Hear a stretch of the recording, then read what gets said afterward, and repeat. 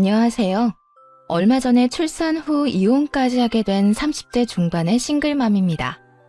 이렇게 사연글을 쓰게 된 이유는 정말 기가 막히고도 어이없는 인간들 때문인데요. 전 남편과 전 시댁의 만행을 한번 들어보시겠어요? 저는 가게를 운영하는 자영업자였어요. 어릴 때부터 공부에는 그다지 소질이 없었고 그 탓에 빠르게 다른 길을 모색했죠. 그러다 깨달은 건 그나마 장사 소질이 있다는 거였는데 참 다행인 일이었어요. 사실 대학도 굳이 나올 생각이 없었는데 그래도 다들 대학은 다니지 않느냐는 부모님 말에 결국 대학을 진학했고 공부와 일을 병행했죠. 그렇게 자리를 잡아갈 때쯤 지금의 남편을 만났어요. 남편은 평범한 회사원이었지만 집이 좀 유명했어요. 동네에서 유명한 고깃집 아들이었거든요. 그 집은 장사가 잘 되는 걸로 유명했죠. 남편과 사귀고 결혼까지 하게 됐을 때 시모는 저를 무척이나 마음에 들어 했어요. 그래서 항상 칭찬 어린 말들을 많이 해줬죠. 아유, 어쩜 애가 요즘 애들 같지 않고 이렇게 착해? 어른 생각하는 마음도 깊고 네가 우리 집 며느리라서 너무 좋단다. 앞으로도 내가 친딸처럼 여기며 잘해줄게. 시모의 말에 항상 고마웠죠. 친정 부모님 집에서 함께 만날 때도 시모의 얼굴은 싱글벙글이었어요.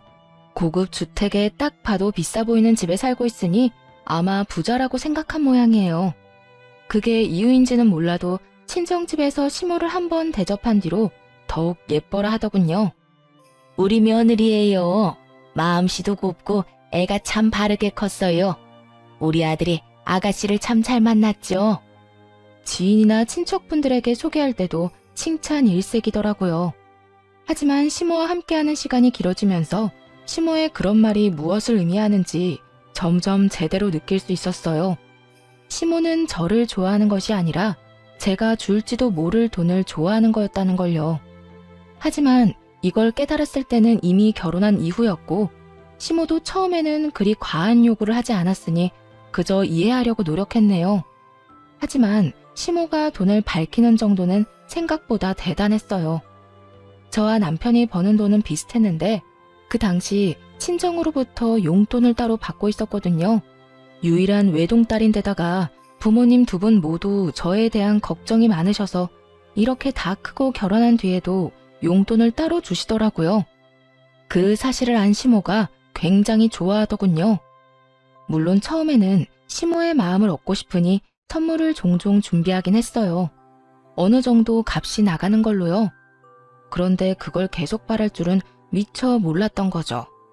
알게 된 건 결혼 후 두 번째 명절부터 그런 시모의 바람이 눈에 띄게 드러나서였고요. 너 요즘 너무 돈 아끼는 거 아니니? 아니, 시댁에 오면서 왜 그딴 물건들만 갖고 오는 거니? 넌 내가 그런 싸구려 물건을 좋아할 줄 알고 가지고 온 거야? 시모가 큰 가게를 하고 있어서 돈을 잘 번다는 건 익히 알고 있었지만 그렇게나 비싼 걸 밝히는지는 그때 처음으로 알게 됐네요. 언제는 돈도 돈이지만 애가 바르게 커서 좋다더니 결혼하고 나니 돈돈거리더라고요. 뻔뻔하게 자기네들 집안 사정은 생각지도 않고 계속 꼽을 주지 뭐예요. 넌 집에 돈도 많은 애가 이 정도도 못 해와? 어머님, 어떤 걸 원하시는데요? 나는 얼마 전에 새로 나온 그 명품 브랜드 지갑이 좋아. 이딴 거 싹 다 치우고 그거 가져와. 그럼 내가 받아줄게. 가격도 가격이지만 이미 산 선물들을 쓸모없게 만드는 시모를 보며 이를 갈았죠. 저희 부부 돈을 마치 제 돈처럼 여기는 시모에게 한 방 먹여주고 싶은 기분이었어요. 알겠어요, 어머님. 원하는 대로 그거 사드릴게요. 그렇게 말하면서 앞에 있는 용돈과 선물은 도로 챙겼어요. 가져온 용돈과 선물을 바리바리 넣고 있자 시모가 묻더라고요. 너 지금 뭐 하니? 그건 왜 다시 넣어? 어머님, 그 지갑만 있으면 이거 다 필요 없으시다면서요. 용돈이랑 선물은 도로 가져가게요. 선물이며 용돈이며 왜 줬다가 뺐니? 한번 주기로 했으면 이제 내 거지. 어른들한테 장난치는 거야? 장난이 아니라 어머님이 방금 그렇게 말씀하셨잖아요. 그리고 그 지갑 가격이 꽤 돼서 오늘 가져온 건 친정에 주는 게 좋을 것 같아서요. 그렇게 말하자 시모는 팍 인상을 쓰더니 고함을 지르기 시작하더군요. 야, 누가 필요 없대? 너 진짜 센스도 없고 눈치도 없구나. 네가 나를 조금도 생각하지 않으니 이런 푼돈으로 장난치는 거겠지. 푼돈치고는 금액이 과하다고 생각하지 않나요? 선물과 용돈까지 합하면 100만 원이 훌쩍 넘는데 그걸 보고 푼돈이라뇨. 그렇다고 저희 집이 엄청 잘 사는 것도 아니에요. 그저 생활에 곤란하지 않을 정도로 돈을 가지고 있는 것일 뿐이고요. 부모님이 살고 있는 커다란 주택도 부모님이 마련하신 집이 아니라 조부모님 집이었던 거였고요. 그런데 시모는 마치 제가 엄청난 부자인 것처럼 이것저것 요구를 하더라고요. 정말 그 정도 부자였으면 그런 거 해주고도 돈 아까운 줄 모르겠죠. 근데 전 평범한 자영업자이고 남들과 똑같이 돈 벌어서 제 돈으로 선물을 드리는 건데 이런 식으로 나오니 정말 화가 나더군요. 그래서 싸늘하게 식은 표정으로 남편에게 말했어요. 여보, 당신도 그 푼돈으로 우리 엄마한테 지갑 하나 사드려. 똑같은 걸로. 별거 아니지? 어머님이 푼돈이라잖아. 그 정도 푼돈도 없다고 하진 않겠지? 이 말에 남편은 당황한 듯 쳐다봤어요. 저야 태연한 표정이었죠. 그런데 시모가 남편 대신 엄청 화를 내더라고요. 예, 너 점점 갈수록 웃긴다. 네가 뭔데 우리 아들한테 그런 걸 시키니? 그리고 그런 것 다 성이야, 성이. 너희 친정에서 잘해줬으면 우리 아들도 어련히 해줬겠지. 왜 그런 걸 강요해? 강요는 어머님이 하셨죠. 성의가 중요하다고 하실 거면 어머님 아들이야말로 저희 친정집에 그 푼돈보다는 훨씬 더 많이 성의를 보여줘야죠. 매달 받아 쓰는 용돈도 생활비로 다 나가는데 그렇지 않나요?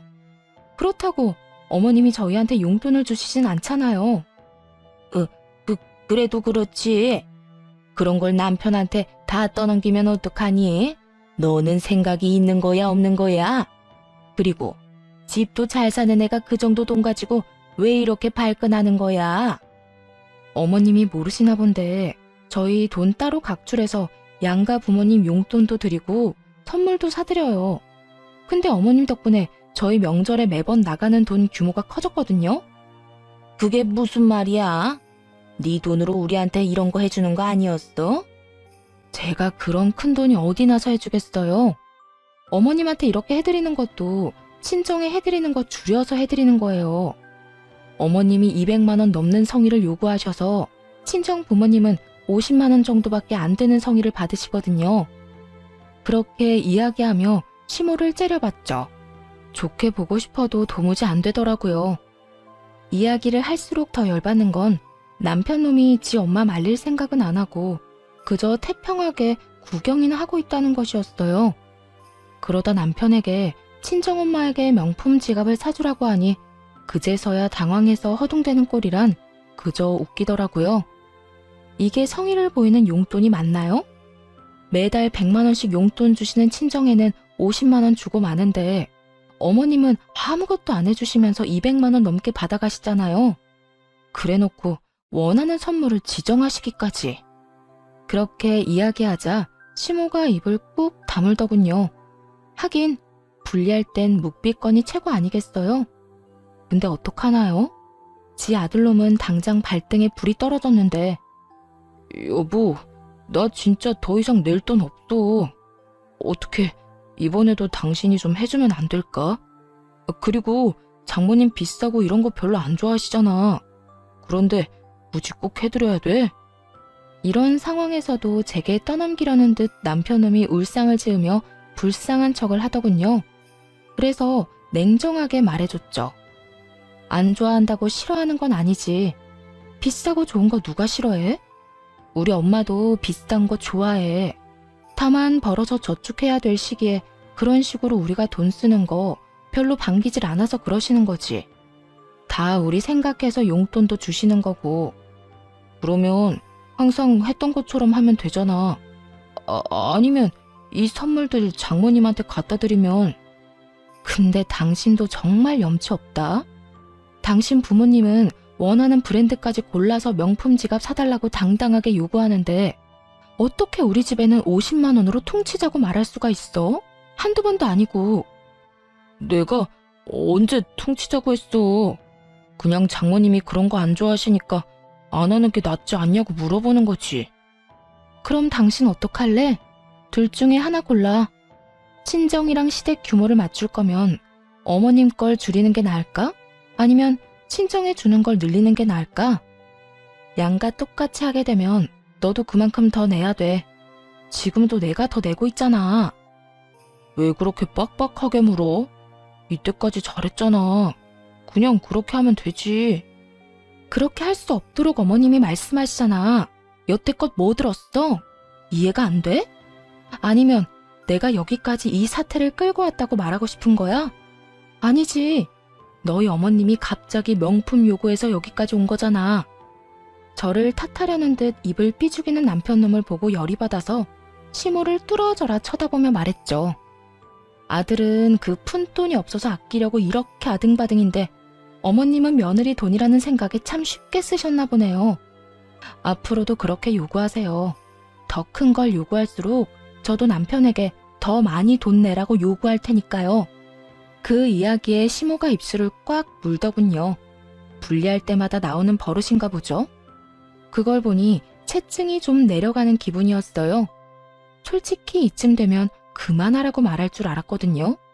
아니면 패배 선언이라도 할 줄 알았는데 시모는 전혀 가타부타 말이 없더라고요. 머릿속에서 이리저리 저울질하는 모양이었죠. 그래서 시모가 선택하기 쉽도록 남편에게 칼자루를 쥐어주기로 했어요. 어머님이 당신 힘든 건 생각도 안 하시나 봐. 그럼 앞으로는 당신도 돈 더 내야겠네. 일단 200만 원부터 내봐. 명품 지갑 사러 가야지. 그 말까지 듣고서야 남편 놈도 움직이더군요. 엄마, 우리 결혼한 지 얼마 안 됐고 지금 돈 모아야 할 때거든? 이런 비싼 거 요구하는 거 좀 자제해줬으면 좋겠어. 나도 돈 별로 없고. 솔직히 장모님은 이런 거 안 바라셔. 그분은 그런 거 없어도 교양 있어 보인다고. 엄마는 아무리 비싼 걸로 꾸며봐야 어차피 고깃집 아줌마잖아. 야, 너 말 다 했어? 그 고깃집으로 너 대기업 보냈어. 이게 어디서 지금 엄마 무시하는 말을 해? 그러니까 좀 작작 좀 하시라고요. 아니, 적당히 좀 해야지. 이게 뭐야? 아들 대기업 보냈다고 가죽까지 벗겨먹어서 명품으로 휘두르고 다닐 작정이에요? 적나라하고도 필터 없이 솔직한 남편놈의 말에 시모의 얼굴은 벌겋게 달아올랐고 그제야 됐다며 다 치우라고 하더군요. 됐어. 다 치워. 너희들이 주는 거 내가 앞으로 받나 봐라. 여보, 됐어. 이제 명절에 우리 집엔 안 해도 되니까 돈 적게 내도 되지? 분위기라고는 요만큼도 읽을 줄 모르는 남편놈이 해실해실 웃으며 이야기하는데 저도 모르게 박수치며 웃을 뻔했지 뭐예요? 역시 상대방을 조용히 만들려면 약점을 건드려야 직격타인 것 같더라고요. 눈치는 더럽게 없고 별 생각도 없는 남편놈 덕에 그 뒤로 시모의 돈 요구는 확실히 줄었어요. 그렇지만 순환이 이대로 끝난 건 아니었어요. 오히려 한층 더 어둡고 짜증나는 식으로 진행됐죠. 시모와 그 사건이 있은 후에 임신했다는 사실을 알게 됐거든요. 빨리 시부모에게 이야기하고 싶었지만 얼마 전 그리 좋은 분위기가 아니었다 보니 바로 오픈하지 못했죠. 친정에는 이 좋은 소식을 먼저 전해드렸고요. 엄마, 나 이제 곧 엄마 돼. 우리 애기 이제 8주야. 뭐? 정말? 잘됐다. 이렇게 빨리 애가 생기다니. 엄마가 너무 느긋하게 생각하고 있었나 보네. 조리는 친정에서 할 거지? 엄마 힘들게 어떻게 그래. 자주 애기 데리고 갈 테니까 조리는 조리원에서 할게요. 너무 서운해하지 말고. 다 엄마 생각해서 하는 말이야. 내 맘 알죠? 친정엄마는 몸이 많이 약한 분이세요. 만성적인 무릎 통증이며 혈액순환 장애로 고생하시는데 그런 어머니에게 산후조리라는 힘든 일을 시킬 수는 없었죠. 하지만 만약 그때로 돌아가서 고를 수만 있다면 고민 없이 어머니를 택할 거예요. 이런 일들이 벌어질 줄 알았다면요. 이때 친정엄마는 서운해하면서도 축하한다고 인사해줬어요. 그런데 그날 이후로 친정이 부산스러워지더라고요. 이사 준비를 한다고요. 깜짝 놀랐죠. 그 주택에서 부모님이 계속 살 줄 알았거든요.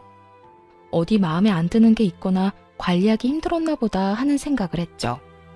친정엄마가 그 집 관리하기 힘들다고 말한 적이 몇 번 있었으니까요.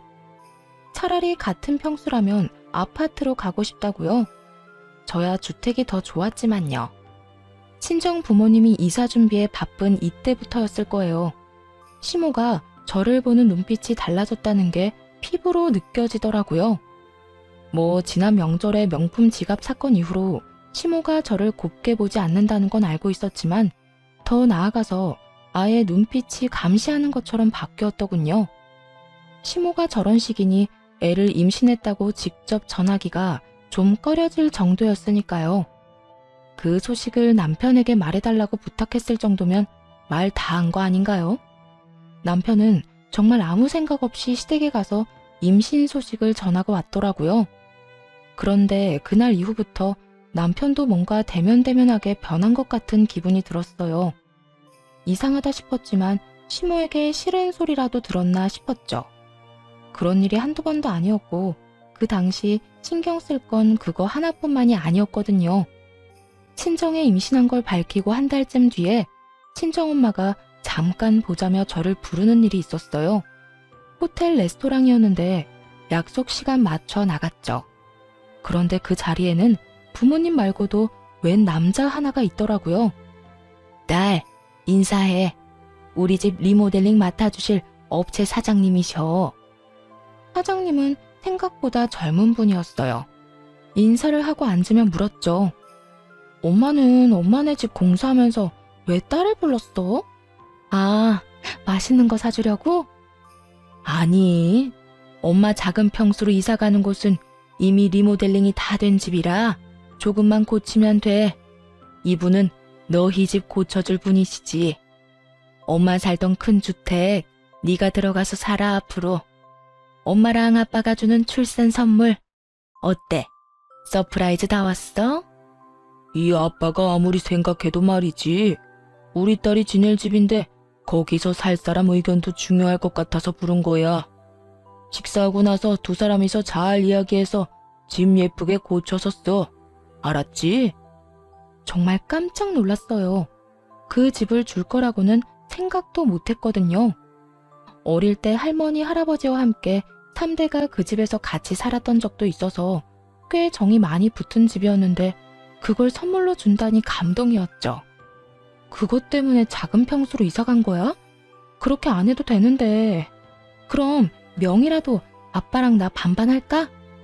그것도 좋은 생각이지. 대신 너희 집 팔고 나서 생긴 돈에서 우리가 준 돈은 다시 돌려줘야 하는 거 알지? 계산은 바르게 해야지. 당연하죠. 걱정 마. 그거 팔고 아버지가 그때 지원해준 돈 꼭 다 갚고 들어갈게요. 고마워요, 아빠, 엄마. 너무 행복했어요. 그렇게 행복을 곱씹으며 밥을 먹고 인테리어 직원분이랑 커피숍에서 이야기까지 끝냈죠. 원하는 옵션을 이야기하고 바로 생각이 안 나는 부분은 다음 주에 다시 만나 상의하자고 이야기하고 나왔어요. 그렇게 나오면서 생각했죠. 남편에게는 진짜 서프라이즈를 해주면 좋겠다고요. 그래서 때가 될 때까지 숨기기로 했어요. 그 뒤로도 몇 번 더 그 사장님과 만나서 이야기를 나눴고요. 남편에게는 비밀로 하고 여러 집의 도면을 찾아보고 TV로 집 소개해주는 곳도 보면서 더 좋은 집으로 바꿔보려고 열심히 이것저것 공부했네요. 기분이 참 좋더라고요. 제 집을 꾸미는데 제 의견이 들어간다는 게 생각보다 정말 즐거운 일이었죠. 그런데 그렇게 즐거운 시간을 보내고 있던 어느 날, 시모가 잠깐 시댁으로 오라며 연락을 했어요. 평상시에 잘 부르지 않는데 무슨 일로 부른 걸까 싶어 시댁으로 갔죠.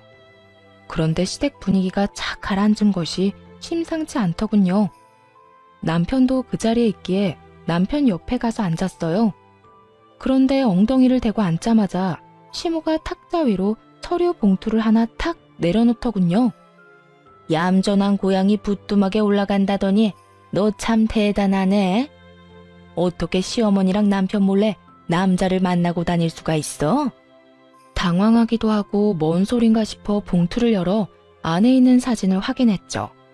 그랬더니 저와 인테리어 업체 사장이 호텔에서 나오는 사진이 찍혀 있더라고요. 순간 뒤통수가 얼얼하더군요. 뒷조사하고 있었다는 것에 배신감을 강하게 느꼈거든요. 뒷장 그 뒷장을 넘길수록 어이가 없었어요. 호텔 사진을 제외하고서는 외도 사진처럼 보이는 건 단 한 장도 없었거든요. 그럴 수밖에요. 항상 서류를 들고 만나서 의견 조율하기 바빴는데 어떻게 그런 사진이 찍힐 수 있겠어요? 긴 말 안 한다. 나는 이런 오점 있는 애를 내 며느리로 인정할 수 없어. 그리고 너 정말 독하더라. 어떻게 너희 친정 망해가는데 나한테, 아니 우리 아들한테 한마디도 안 했니? 이건 또 무슨 소린가 싶었죠. 고개를 들어 황당한 얼굴로 시모를 쳐다보니 그러더군요. 너희 집 망해서 그 집 팔고 작은 평수로 갔다며. 내가 이런 말까지는 안 하려고 했는데 너무하는 거 아니니? 네가 우리를 믿지 못하고 숨겼으니 우리도 너 믿을 필요 없겠지. 이 이야기를 듣는 순간 딱 감이 왔어요. 이 인간들이 제 외도를 탓하고 싶은 게 아니라는 걸요. 외도는 명분이고 실제로는 우리 집이 망한 것 같으니 너랑은 인연 끊겠다. 이 생각인 거였죠. 눈을 질끈 감게 되더라고요. 남편과 여태 쌓아올렸던 것들은 다 뭐였지? 우리의 결혼이 이렇게 허무한 거였나? 수만 가지 생각이 머릿속을 맴도는데 남편 놈은 여전히 조용하더라고요. 남편에게 물었어요. 당신도 그렇게 생각해? 내가 정말로 외도했다고 생각하는 거야? 우리 뱃속의 애는 어떡할 건데? 지금 이혼하면 애는? 남편 놈은 시모에게 무슨 소리라도 들었는지 입을 다물고 아무 말도 하지 않더군요. 이놈이 이렇게 뒤통수를 칠 줄이야. 상상도 못한 반응에 남편 놈을 탓하자 시모가 강한 힘으로 떼어놓더라고요. 이게 어디서 남의 귀한 아들 멱살을 잡아. 야, 뱃속의 애가 누구 아인지는 모르지. 그러네, 우리 집안 핏줄로 못 받아들여. 어디서 뒹굴다 왔는지 모르는 년이 뭔 거짓말을 못하겠어? 그럼 친자 검사라도 해요. 그러면 되잖아요. 애 낳고 나서 검사하시면 되죠. 그리고 그 사진도 다 설명할 수 있다고요. 그만해. 더 이상 우리 아들 앞길 망치지 말고 썩 꺼져. 나는 애초부터 너랑 안 맞았어. 어른한테 두 눈 동그랗게 뜨고 대들 줄이나 알고. 남편 조종해서 시어머니 힘도 못 쓰게 하는 거 내가 모를 줄 알았어? 남편을 조종해서 저를 못 살게 구는 건 시모도 마찬가지였죠. 지금 이 상황에 남편 놈이 시모 이야기만 철석같이 믿고 있다는 게 무슨 뜻이겠어요? 저놈도 지금 여기서 시모 편들겠다는 거잖아요. 뱃속에 지새끼 품고 있는 제가 뻔히 옆에 있는데도 우리 집에 너 반겨줄 사람도 없고 너하고 잘해볼 사람도 없어. 그러니 당장 이 집에서 나가라. 그리고 이혼 소송 판결 나는 대로 그 집도 싹 다 팔아치울 거야. 네가 잘못했으니 위자료도 청구할 거고. 그렇게 알고 있어. 그렇게 시모의 축객령이 떨어지고 쫓겨났어요. 해명? 물론 할 수 있었죠. 하지만 하고 싶은 생각이 싹 달아나 버렸네요. 해명을 하겠다는 건 이 사람들과 오해를 풀어서 다시 함께 하겠다는 거잖아요. 그런데 더 이상 그러고 싶은 마음이 눈꼽만큼도 없었거든요. 저쪽에서 저를 떨쳐내고 싶어 하는데 아예 싹둑 끊어서 떨어져 나가고 싶은 건 오히려 제 쪽이었으니까요. 그렇게 신발을 신고 있는데 뒤에서 시모와 남편이 나누는 이야기가 들리더군요. 아들, 친자검사 같은 거 절대로 하지 마. 애 있으면 재혼하는데 얼마나 힘든지 알아? 아예 저 더러운 씨앗은 네 애가 아닌 게 다행인 거야. 그러니까 절대로 친자검사 하지 말고 이혼해. 알았지? 근데 엄마, 이런 걸로 이혼이 되긴 할까? 그리고 법원에서 친자검사하라고 하면 어떡해. 그건 내가 다 알아서 할 테니까 넌 아무 걱정하지 마. 그리고 이거 꼭 기억해. 침몰하는 배에 같이 타고 있다가 다 같이 망하는 것만큼 재수 없는 것도 없어. 우리라도 빠져나와야 살 거 아니니? 네 처갓집은 이제 망해서 앞으로 우리한테 손 벌릴 거란다. 나는 그 꼴은 죽어도 못 봐. 아니나 다를까 시모는 우리 집이 망하고 있다고 착각하고 있더군요. 작은 평수로 이사가는 걸 알자마자 지레짐작으로 아들 내외 이혼부터 시키려고 하다니, 결혼할 때도 저희 부모님 사시는 집을 보고 결혼시킨 게 분명해 보이는 말이었죠. 왜 친정 부모님이 그 집을 팔기로 했는지에 대해선 이혼 전에는 저 인간들에게 알려줄 생각이 사라지게 하는 말이었고요. 집으로 돌아와서는 남편을 기다렸어요. 마주치고 싶지 않았는지 아주 늦게 오더군요. 잠도 자지 않고 기다리고 있던 저를 본 남편이 한숨을 푹 쉬더군요. 당신 정말로 나랑 헤어질 생각이야? 어머님 없을 때 말해봐. 이거 네 생각도 어머님이랑 똑같아? 뱃속의 아기는 생각 안 해? 아, 이야기 다 끝났는데도 또 꺼내야 되겠어? 솔직히 먼저 수상한 행동한 건 당신이 맞잖아. 너 그 말도 안 되는 외도 사진 믿는 거야? 내가 그 사람하고 팔짱을 꼈어? 뭘 했어? 앉아서 이야기만 나눴을 뿐이잖아. 그러니까 왜 호텔까지 갔었냐고. 뭐 더 이상 이야기하고 싶지도 않고 난 그냥 네가 좀 편하게 이혼해줬으면 좋겠는데. 너 진짜 나중에 후회하지 말고 지금 잘 생각해. 정말 이혼할 거야? 너랑 나랑 결혼한 지 이제 막 3년이야. 뱃속에 애기도 있고. 그런데 이 웃기지도 않은 사진 한 장 때문에 이혼한다고? 너 그것 때문에 이혼하자는 거 아니잖아. 그것 때문에 이혼하는 거 맞아. 그럼 내가 왜 이혼하자고 하겠어? 지가 뭔 생각하는지 눈에 빤한데도 남편 놈은 시치미를 뚝 떼더군요. 어머님이 또 바람 불어 넣었겠지. 우리 집 망했대? 그래서 빨리 손절하래? 돈 나올 구석 없으니까 빨리 헤어지라고? 무슨 소리야. 그런 거 아니거든. 어쨌든 난 이혼해야겠으니까 그렇게 알고 있으라고. 집요하게 묻자 평온하던 남편 놈은 눈에 띄게 당황하며 아니라며 손사래를 치더군요. 남편이 그렇게 회피하듯 자리를 떠나버리고 결심했죠. 이혼하고 이 인간들에게 절망을 보여주겠다고요. 그렇게 이혼 소송이 진행됐어요. 그런데 그 기간 동안 정말 웃기지도 않은 일이 벌어졌죠. 시모가 주변에 소문을 엄청 내놨더라고요. 제가 외도했기 때문에 헤어지는 거라고요. 이미 소문은 퍼질 대로 퍼지고 와전돼서 소문 속 저는 꼬리 9개 달린 구미호가 되어 있더라고요. 사귄 남자는 수도 없이 많으며 재산을 노리고 결혼했다는 이야기까지 나돌았죠. 그걸 아시곤 친정 부모님은 역정을 내셨어요. 이혼한다고 했을 때도 부모님이 이렇게까지 화를 내시진 않았거든요. 오히려 왜 적극적으로 해명하지 않았냐면서 더 강하게 말했어야 한다고 그렇게 말씀하시곤 하셨는데 이번에는 그 질이 다르잖아요. 저지르지도 않은 외도를 저질렀다는 소문이 파다하게 퍼지니 친정 부모님도 완전 열이 받으신 거죠.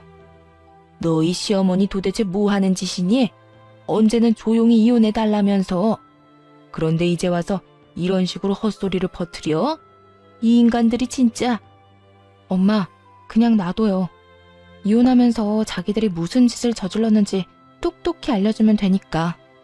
근데 엄마한테 부탁할 거 있는데 들어줄 수 있어요? 무슨 부탁? 네가 원하는 건 엄마가 다 들어줄게. 우리 딸 홀몸도 아닌데 출산 준비에 이혼 준비까지. 엄마, 요즘 너 보고 있으면 슬퍼. 솔직히 그 인간들하고 더 이상 같이 할 마음 없으니까 이혼하는 거야. 나한테 좋은 일이고. 시어머니가 소문 퍼뜨린 사람들 좀 찾아봐줘. 단톡방 문자 내역 같은 거 있으면 좀 보내달라고 해봐요. 그렇게 하나하나 증거를 모았죠. 이혼이 시작되자 시모와 남편은 호텔 사진 한 장으로 저를 불륜녀로 만들었더군요. 그렇지만 당연하게도 제 핸드폰 내역에는 그 사람과의 어떠한 외도 증거도 나오지 않았고 사진도 호텔에서 찍힌 그 사진 딱 한 장 가지고는 외도가 증명되지 않았어요. 시모와 변호사에게 톡톡히 말했죠. 그 사람은 저희 친정 부모님 집 리모델링 해준 업체 사장님이세요. 친정엄마가 만나서 조율하기 힘들어서 제가 직접 만나 의견 조율하고 집 리모델링에 참여했고요. 그러면서 시모가 찍은 사진 몇 장 중에 설계도가 비춰진 부분을 확대해서 증거로 보여줬어요. 저희가 만날 때마다 탁자 위에 펼쳐놓은 건 집 설계도면이고요. 호텔에서 찍힌 것도 레스토랑에서 부모님과 함께 있던 거 확인 다 됐는데도 저를 모함만 해요. 유책 배우자는 제가 아니라 남편과 시댁이죠. 없는 죄를 만들어 이혼시키려고 하니까요. 결국 제 외도는 증거 불충분으로 받아들여지지 않았지만 남편 놈과 시모는 수긍하지 않았어요. 그리고 이내 제 뱃속의 아이가 자기 아이가 아니라며 친권과 양육권까지 포기하겠다고 말하더군요. 나는 친권, 양육권 다 필요 없어. 그리고 그 뱃속의 아이가 내 아이가 아니라고 확신해. 나는 외도로 낳은 아이를 내 아이라고 인정 못해. 당연히 변호사들은 당황했죠. 혼인 기간 중에 낳은 아이는 본래 남편의 자식으로 인정이 되거든요. 근데 남편이 그걸 부정하고 있는 데다가 아이가 태어나지도 않아서 친자 검사를 할 수도 없는 상황이었어요. 그래서 이렇게 말했어요. 네 자식이 아니라고 생각한다면 그렇게 생각해.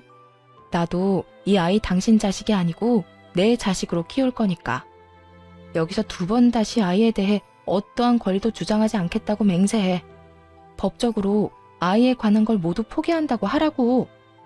변호사는 애를 출산하고 나서 이혼하는 게 좋겠다고 했어요.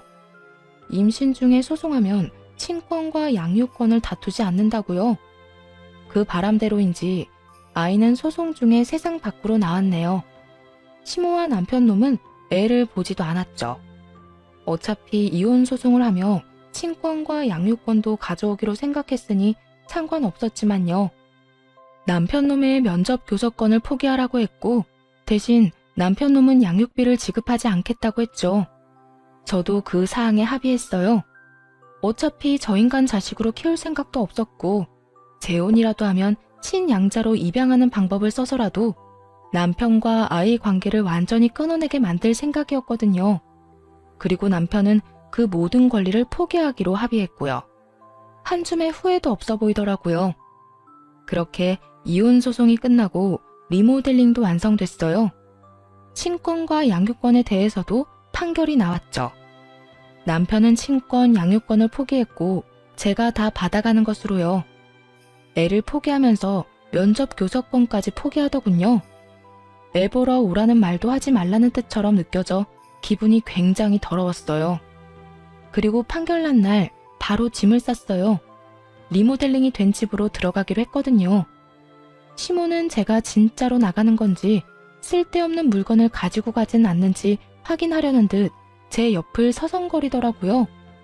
결혼한 지 3년 만에 이혼하는 거라 가전이나 가구며 다 새 거였어요. 그래서 그건 다 가지고 가기로 했죠. 혼수는 제가 다 해왔거든요. 그렇게 이 사업체 사장님이 오셔서 집 주소를 한 번 더 확인할 때였어요. 시모가 옆에서 그 집 주소를 듣고 있다가 의아한 듯 그러더군요. 그 집 너희 친정엄마 집 아니었니? 근데 왜 네가 그 집으로 들어가? 거기 팔았던 거 아니야? 그래서 너희 부모님은 작은 평수로 옮겨간 거 아니니? 아닌데요? 저희 부모님이 출산 선물로 리모델링해서 주기로 한 거예요.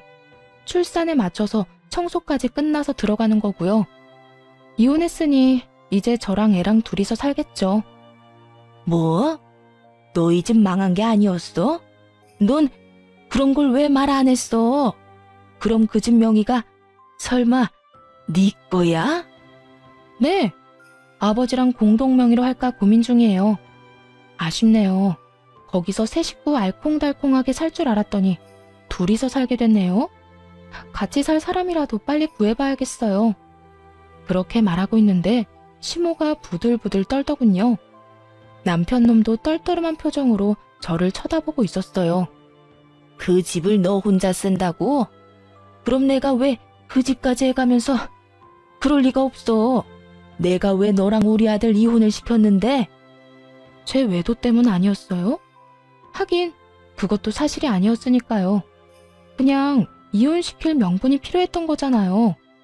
아, 그 건은 명예훼손으로 소송 들어갈 거니까 그렇게 알고 있으세요. 명예훼손이라니?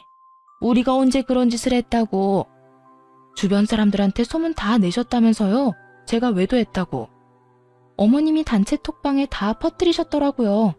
증거, 증인 모두 충분하니 무혐의는 아닐 거예요.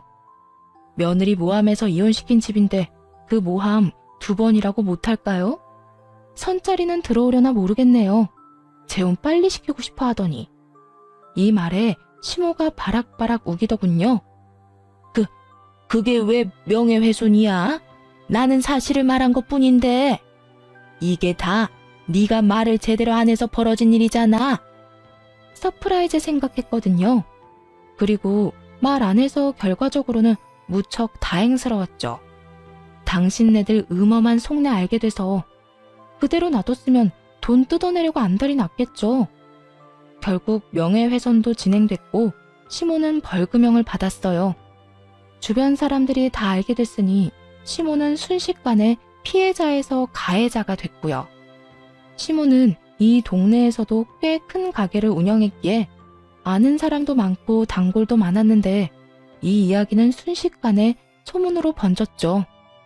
그렇게 제가 떠나고 시모와 남편이 몇 번이나 집으로 찾아왔어요. 조리원에서 나온 뒤에도 친정 부모님은 새로 이사간 집이 아니라 제가 들어간 그 집에 머물고 계셨거든요. 남편과 시모는 얼굴에 철판이라도 깔았는지 계속 찾아와 하소연했어요. 예, 내가 오해가 있었어. 내가 다 잘못했으니 우리 손주라도 좀 보게 해주면 안 되겠니? 우리 손주라뇨? 제 아이는 제가 혼자 낳은 제 아이예요. 아주머니 손주가 아닌데요. 그렇게 말하자 현관문 앞에서 집에 들어오지도 못하고 쳐다보기만 하던 남편놈이 다급히 말하더군요. 여보, 어떻게 철연을 끊어? 우리 애가 어떻게 내 애가 아니라는 거야? 불과 몇 개월 전에 내 뱃속의 애가 네 새끼가 아니라며? 왜 갑자기 내 애가 네 애가 돼? 단체로 정신이라도 나갔어? 면접 교섭권도 포기한 인간이 갑자기 부성애라도 생겼을 리는 없고. 왜? 당신도 이 집이 탐나? 그런 거 아니야, 얘. 우리는 그저 손주만 보고 싶을 뿐이고. 그때 친정어머니가 애를 안방에 재워놓고 나오시면서 말했어요. 누가 손주야? 우리 손주가 왜 그쪽 손주인데? 우리 집 망한 줄 알고 인연 끊으려고 애도 자기 핏줄 아니라더니 왜? 우리가 안 망했으니까 애 이용해서 다시 인연이라도 이어볼 생각이야? 아이고, 사부인. 우리가 그런 생각으로 온 거 절대 아니에요. 사부인은 무슨 사부인? 그렇게 부르지 마. 그럼 이 집이 탐나서 왔겠네. 속이 하도 투명해서 잘 보여. 우리는 이제 그쪽 집에 줄 거 하나도 없으니까 찾아오지 마세요. 우리는 이혼하면서 그쪽 집안이랑은 상종도 안 하기로 했으니까. 사부인, 그러지 마시고 애기 친자 검사라도 해서 애 아빠가 우리 아들인 거 밝혀야죠. 지금 다들 오해하고 있을 텐데. 시모가 그렇게 이야기하자 친정엄마가 한 번 더 열이 뻗쳤는지 시모에게 소리를 버럭 질렀어요. 그 오해를 누가 먼저 만들어서 퍼뜨렸는데? 지금 생각해도 속에 천불이 나는데 친자 검사? 당신들 핏줄인 거 증명할 생각 없어. 어떻게든 인연 만들어 놓으려고 하는 게 눈에 보이니 열받더군요. 뱃속의 애가 남편 애라고 할 때는 친자 검사하지도 말라며 어떻게든 영 끊어내려고 했던 인간들이 이제 와서 친자 검사를 하자고요? 손주를 이용해서 무슨 짓을 할 줄 알고. 여보, 우리 애가 아직 어리잖아. 혼외자 딱지 달고 살게 하는 게 얼마나 잔인해. 그냥 우리끼리 다시 합쳐서 살면 될 일이야. 이렇게 쉬운 일을 왜 둘러가려고. 네가 네 입으로 변호사 앞에서 네 자식이 아니라고 말하지 않았어? 이 한 입으로 두 말하는 놈아. 넌 사람 새끼가 아니라 멍멍이 새끼야. 친자 검사? 절대 안 해줘. 앞으로 다른 사람 만나서 재혼하면 그 사람을 아빠로 만들어줄 거야. 이 말에 시모와 남편놈이 아주 사색이 되더군요. 너무 강경해 보였는지 일단은 피할 생각인 듯 다음에 오겠다며 쫓기듯 밖으로 나갔죠. 친정엄마는 그 사람들 나가자 소금을 들고 와서 밖으로 휙휙 뿌리고는 큰 소리로 소리를 꽥 질렀어요. 다 들으라는 식으로 말이죠. 재수가 없으려니까 별 미친 것들이 집에 들어오고 난리야. 그러고는 집에 들어오며 그러더군요. 그 인간들 내가 가만둘 것 같아? 가만히 이대로 끝내고 조용히 지나갔으면 몰라도 집에 와서 이런 짓까지 저지른 건 용서 못해. 누가 이기나 보자. 친정 부모님은 이걸로 끝낼 생각이 없으신 모양이더군요. 저도 마찬가지였지만요. 제가 이혼하자마자 부모님은 새로 산 아파트부터 처분했어요. 부탁드렸거든요. 제 아들과 저와 함께 이 집에서 살아달라고요. 그 큰 주택에 아들과 저는 2층만 써도 상관없었고 혹시라도 재혼이라도 하게 되면 전 남편에게 받은 아파트 반값 금액이랑 위자료로 다시 집을 구해서 나가서 살면 되는 일이었기도 하고요. 그 전까지는 어떻게든 부모님과 함께 하고 싶었어요.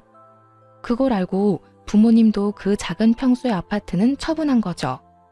그렇게 1년 반쯤 지나니 애를 키우는 재미가 있었어요. 그러다 아이를 어린이집에 맡기고 이래저래 생활하던 중 같은 어린이집에서 아이와 함께 출퇴근하는 한 남자와 알게 됐어요. 제 아이보다 딱 1살 많은 여자아이를 키우는 아버지였는데 출퇴근 시간이 비슷하다 보니 자주 마주치게 됐죠. 그리고 아이들 부모 참여 수업에서 그 사람도 저도 이혼하고 홀로 아이를 키우고 있다는 걸 알게 됐고요. 알면 알수록 참 좋은 사람이라고 생각했고 아이들도 친했기 때문에 그렇게 저희도 가까워졌죠. 아이를 홀로 키우는 싱글맘 싱글대디라 그런지 이야기가 다른 사람들보다는 좀 더 잘 통했고 일단 편안했어요. 제가 싱글맘이라고 하면 잘 이야기하다가도 멈칫하며 눈치를 보는 사람들이 많았거든요. 그러면 이야기에 제한이 생기게 되고 저도 그런 그룹은 빠지게 되고요. 그런데 이 사람과는 환경이 비슷하니 친해지게 되더군요. 그렇게 깊게 고민하고 생각한 끝에 그 사람과 재혼하게 됐네요. 서로의 사정에 대해 잘 알고 있으니 저도 그 사람도 거릴 것 없었죠. 그렇게 이혼한 지 3년 만에 새로운 사람과 새로운 만남을 하게 됐어요. 친정 부모님은 이 사람을 무척이나 마음에 들어 하셨어요. 싹싹하고 예의 바르고 처갓집에 잘한다고요. 재혼한 남편의 부모님은 일찍 돌아가셔서 시댁이라고 할 만한 것도 없었죠. 결혼 안 한 여동생만 있었거든요. 사실 시부모가 없다는 사실만으로 이렇게나 안심하는 저를 보며 아직도 그 인간들에게서 벗어나지 못했구나 하는 생각도 들었네요. 그리고 친정 부모님은 새로 가게를 하나 차리셨어요. 전 시모가 운영하던 가게 옆에다가요. 그것도 똑같은 고깃집으로 말이죠. 어머니가 생각보다 시모에게 갚고 싶은 게 많았던 모양이었어요. 저는 이제 제 인생을 찾아가고 있었는데 엄마에게는 여전히 현재 진행형이었던 거죠. 어느 날 전 시모와 마주쳤는데 그날은 재혼한 남편과 두 아이를 데리고 친정엄마 가게에 고기를 먹으러 간 날이었어요. 그런데 옆집인 전 시댁 가게는 아주 한산하더군요. 알고 보니 엄마가 가게 열고부터 그쪽 집으로는 사람 발길이 뚝 끊겼대요. 전 시모가 저를 발견하더니 와서 하소연하더군요. 얘, 너희 엄마 좀 말려봐. 이러다 우리 가게 완전 폐업하게 생겼어. 오픈한 건 그렇다 쳐. 그런데 그렇게 공격적으로 할인 행사를 하면 아니, 도대체 우리는 어떡하라는 거야? 저한테 말씀하셔도 제가 해드릴 수 있는 게 없어요. 가게는 어머니 소관이고 어떤 방침을 쓰던 저랑은 상관없으니까요. 저는 남편이랑 애들하고 그냥 같이 밥 먹으러 온 것뿐이에요. 남편? 너 벌써 재혼을 했단 말이야? 우리 아들은 지금 아무도 못 만나고 이혼남으로 혼자 지내고 있는데? 네, 참 좋은 사람이에요. 누구랑은 다르게 욕심도 없고 무엇보다 시부모님도 안 계시거든요. 제 아들도 자기 아들처럼 살뜰히 잘 보살피고요. 걔는 우리 손주야. 비는 못 속인다고. 그때 친정엄마가 나타나서는 시모에게 소리를 질렀어요. 누가 누구 손주야? 앞으로 그딴 헛소리 짓거리면 고소할 거야. 남의 딸 억울하게 흠집을 내놓고서는 이제 와서 우리 딸한테 뭘 부탁하는 거야? 염치가 있어? 나는 당신네들 망할 때까지 안 끝낼 거야. 친정엄마가 단단히 마음을 먹었더라고요. 그렇게 전 시모를 쫓아내고는 재혼한 남편, 아이들은 친정 부모님과 즐거운 시간을 가졌죠. 밥도 맛있게 먹고 사진도 찍고 즐겁게 놀았네요. 전 시모는 씁쓸한 표정으로 이쪽만 바라보고 있었고요. 하긴 얼마나 아깝겠어요? 이 모든 걸 자기들이 가지고 있을 수 있었을 텐데요. 아니, 그대로 뒀다면 다 자기들 것이었겠죠. 그런데 잘못된 선택으로 결국 스스로를 망하게 만들었으니 결국 전 시모는 몇 주 지나지 않아 가게를 폐업했더라고요. 엄마에게 물어봤어요. 근데 장사도 엄마보다 더 오래 해서 단골 손님도 많을 텐데 왜 폐업까지 하게 됐어? 그 정도로 안 되지 않아 보였는데. 저 가게 지탱해준 게 어디 동네 손님뿐이겠어? 아는 지인들이며 단골들이며 다들 소문을 들었겠지. 장사라는 건 평판이 무엇보다 중요하다. 며느리 잘라내려고 외도했다면 누명 씌운 인간한테 사람들이 찾아갈 리 있어? 아, 그렇게 됐나? 그래. 소문의 주인공 두 사람이 같이 나란히 붙어 있는데 어딜 가겠어? 다 심리적으로 마음이 쓰이는 곳에 가게 돼 있어. 이미 저 인간은 명예훼손으로 벌금형까지 받았으니까 사람들이 은연중에 멀리하고 싶은 거겠지. 지가 다 뿌린 거야.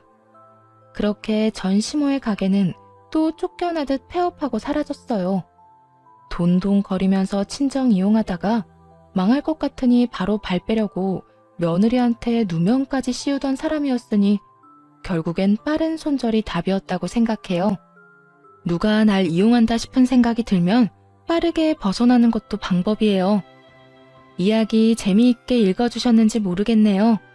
모두들